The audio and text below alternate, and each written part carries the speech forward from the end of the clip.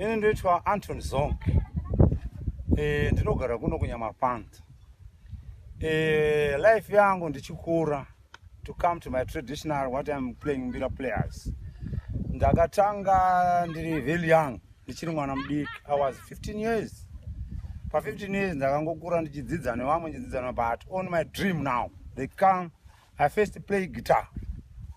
Then ndikazosiya zvemagitari ndikazoridza achiripo chaningangoti chidikidiki. You have to show me, wait a minute, show me what I'm doing.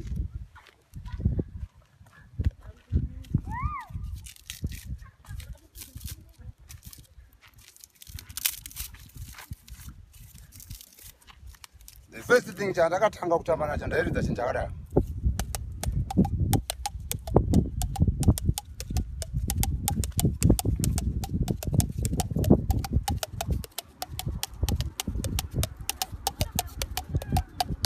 Ndicho chinchakatanga kuridza. Ndichiridza chinhu ichi ndikazochinja ndikazoridza kabhanji ndikazopa mukabhanji but mbira dzakazongoya in dream.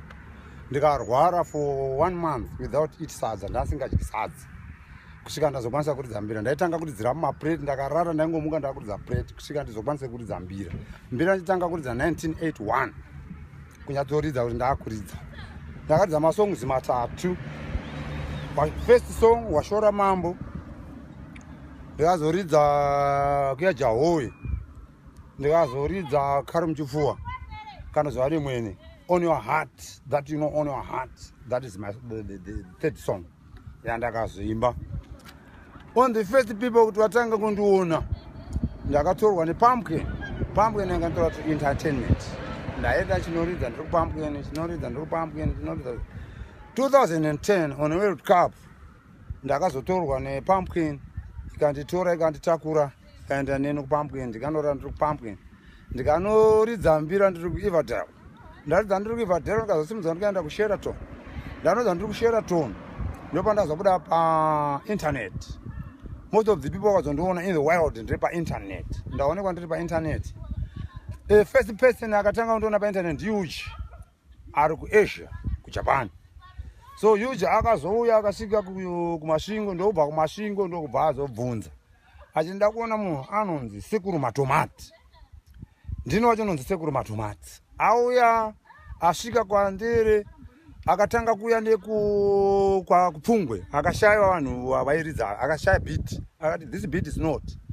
Akazobva ipapo akauya akaenda kwaChikwizu kwaNyamando akashaya that beat.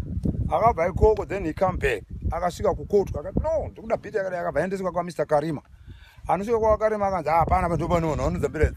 Akasvika akati dzembira but pawakaridza waKarima akanzwa beat akati no munhu ari kuridza haaziriye pane munhu I need that beat yokuti Washora Mambo because that beat is nice to me ndiyo andiri kudisisa that beat. Saka adaro akauya Uji akanzi alright ende kuna Matomati kuNyamapanda. Uji akauya akandiona early in the morning by 6 o'clock. Nangonza a knock on my door. Said, who are you? Yes, mdara buda. Ntoni Uji ari kudzambira dzake. Ndikazokuti ndikati oh yes. Oh my friend uri says right. Atakwasana kudaro ndokuti ndo anga ane mumwe wacho achiti ndakukusirai munhu Uji for 4 days. Muchagara naye for 4 days muchimudzidzisa muchamutraina kuridza mbira.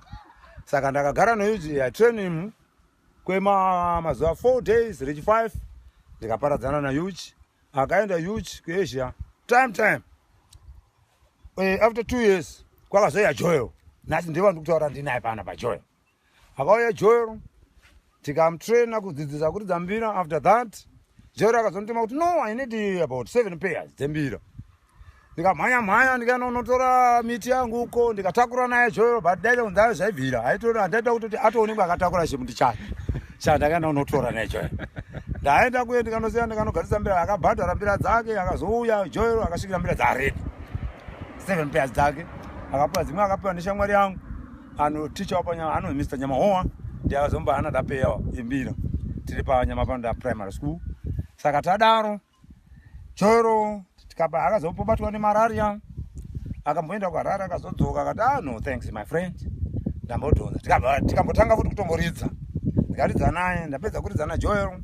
Joel akazoti bye akaenda akati I will come in July but July akazokundikana akazoya nhasi muna August. Achaenda jero kwakazoya Zak naJasi vakabva futi last year wauya kuno ndikati my friends welcome todzidziswa kuridza mbira ndikadzidzisa Zak mbira akaridza ndamudzidzisa. Most of the people vakundira nepamusoro pokuti vanoziva kuti ndinodzidzisa mune zvinyoro handimhanyi ba munhu anoda kuti azive kuridza chinonzi mbira dzacho anyatsoziva nemaridziro. That's why munondoona most of the people come from America to visit me because they love me because of what? Of my hands, because I play mbira nicely than what they listen nicely, and I want to teach them nicely. That's why they come to visit me. Thank you.